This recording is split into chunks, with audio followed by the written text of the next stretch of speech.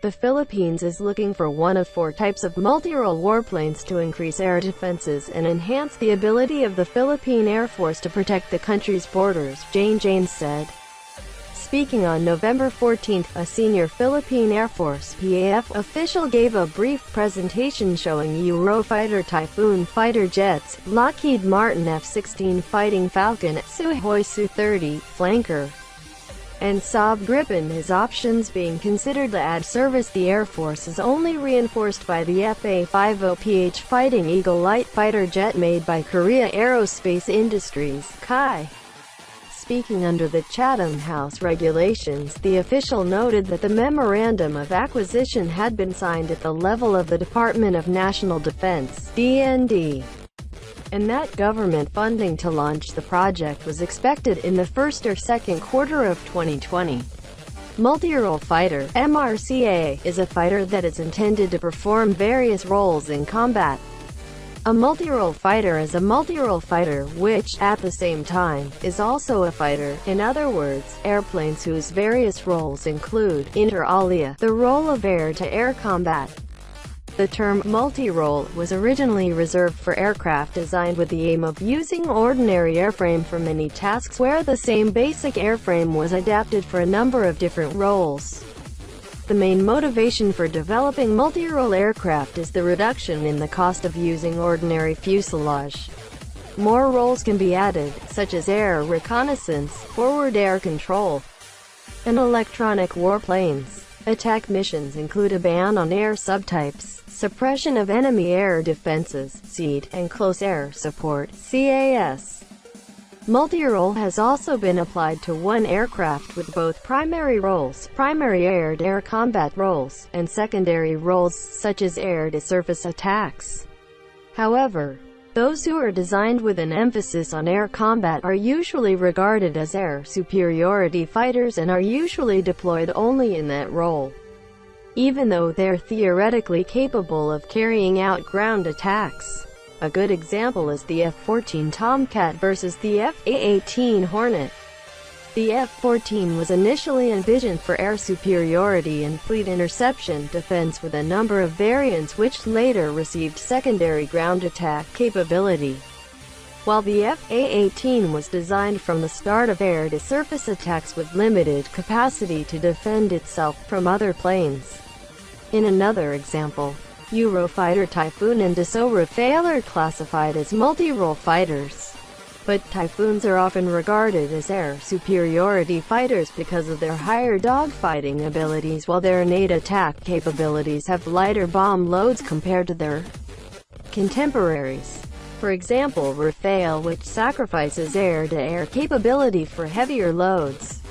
Some aircraft, like the Saab Gripen, are called swing roll, to emphasize the ability of a quick roll change, either at short notice, or even within the same mission.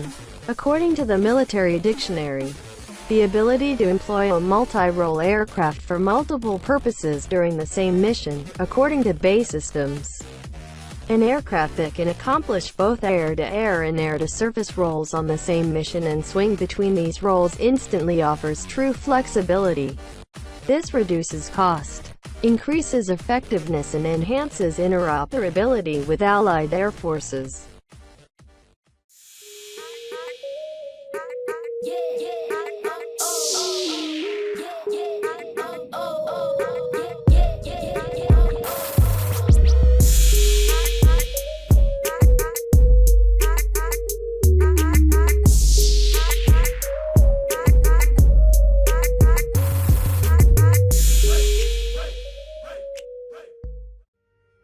Naghahanap ang Pilipinas ng isa sa 4 na uri ng mga multirole warplanes upang madagdagan ang mga panlaban sa hangin at mapahusay ang kakayahan ng air-air ng Pilipinas upang maprotektahan ang mga hangganan ng bansa.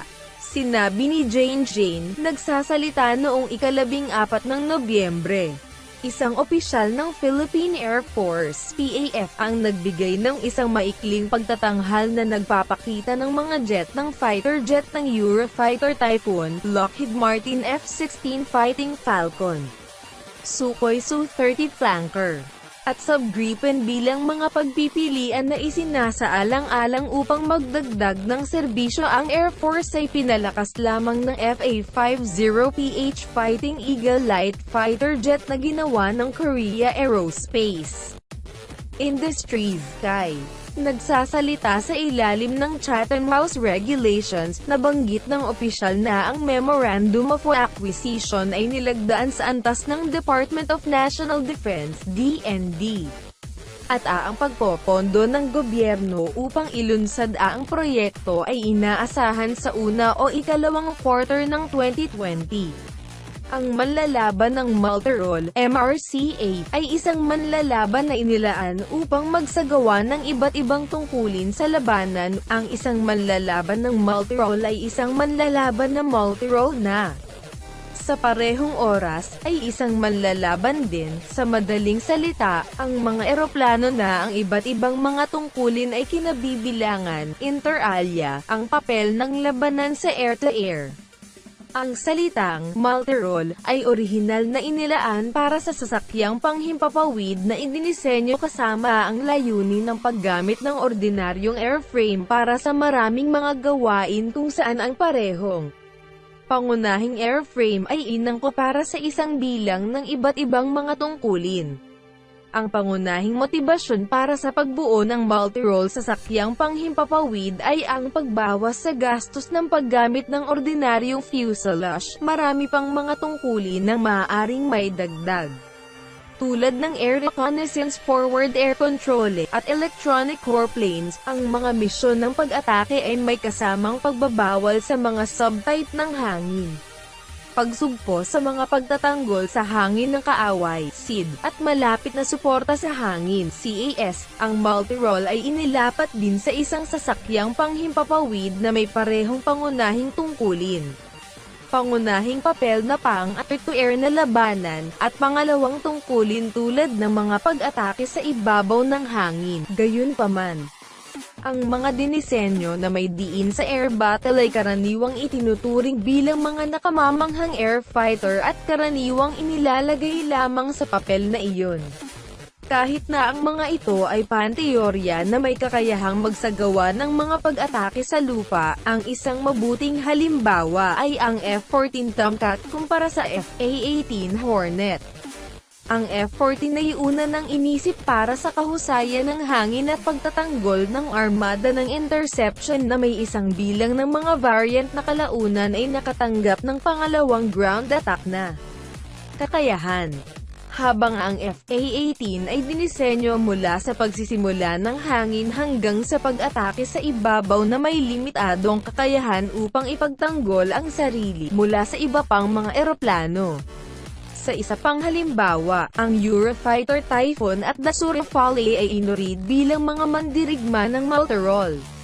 Ngunit ang mga bagyo ay madalas na isinasaalang-alang bilang mga nakikipaglaban sa air dahil sa kanilang mas mataas ng kakayahan sa dogfight, habang ang kanilang mga likas ng kakayahan sa pag-atake ay may mas magaan na mga bomba kumpara sa kanilang mga kapanahon. Halimbawa, Rafale na nagsasakripisyo ng kakayahan sa air-to-air para sa mas mabibigat na mga naglo-load. Ang ilang mga sasakyang panghimpapawid, tulad ng Saab Gripen, ay tinatawag na swing roll, upang bigyan diin ang kakayahan ng isang mabilis na pagbabago sa papel, alinman sa maikling paunawa, o kahit nasa loob ng parehong misyon, ayon sa Military Dictionary. Ang kakayahang gumamit ng isang multirole na sasakyang panghimpapawid para sa maraming mga layunin sa panahon ng parehong misyon, ayon sa base systems. Isang sasakyang panghimpapawid na maaaring makamit ang parehong mga air-to-air at air-to-surface na tungkulin sa parehong misyon at pag-ugoy sa pagitan ng mga papel na ito ay agad na nag-aalok ng tunay na kakayahang umangkop. Binabawasan nito ang gastos, pinatataas ang pagiging epektibo